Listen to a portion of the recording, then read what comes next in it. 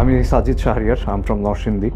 আমি ইউরোপে যাওয়ার যেহেতু চিন্তা করতেছি, ইউরোপে এই মুহূর্তে ইকোনমিক রেট কিছুটা আনস্টেবল। সো অড জবস স্টুডেন্টদের জন্য, অলমোস্ট ইন্টারন্যাশনাল স্টুডেন্টদের জন্য খুঁজে পাওয়া খুব টাফ হয়ে গেছে এই মুহূর্তে।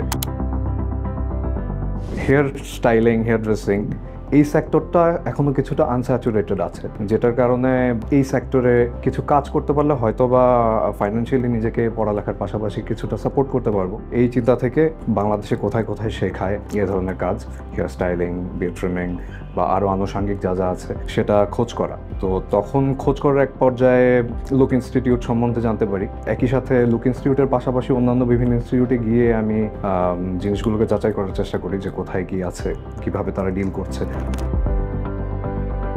অন্যান্য ইনস্টিটিউট থেকে লুক ইনস্টিটিউটকে একটু আলাদা মনে হয়েছিল, বিকজ আসলে তাদের সাথে কথা বললে বোঝা যায় যে আমি যেটা চাচ্ছি তারা সেটা দিতে পারবে কিনা। বাংলাদেশে হেয়ার ড্রেসিং, যেটা আমরা চুল কাটা বা বার্বারশেপ, নাপিত যেটাকে বলে, ওই জিনিসটা বাংলাদেশে শুধু বাংলাদেশের আঙ্গিকে ম্যাক্সিমাম জায়গায় শেখানো হয়, অনেক জায়গায় শেখানোও হয় না। যেসব জায়গায় শেখানো হয় তারা হয়তো বেসিকটা দিচ্ছেন, বাট দেন বাংলাদেশের বাহিরে গিয়ে ইন্টারন্যাশনাল মার্কেটে স্যুট করার জন্য বাড়তি যেই জিনিসগুলো দরকার, যেই ইনফরমেশন, যেই ডিটেলসগুলো জানা দরকার, বা যেসব বিষয় নজরে রাখা দরকার কাজ করার ক্ষেত্রে, সেই জিনিসগুলো ইদার ওয়ে তাদের নিজেদের জানা নেই, বা তাদের জানা থাকলেও হয়তো বা ওইরকম প্রপার ডেলিভারি দিতে পারবেন না, যেটা তাদের কথাই আমার কাছে মনে হয়েছে।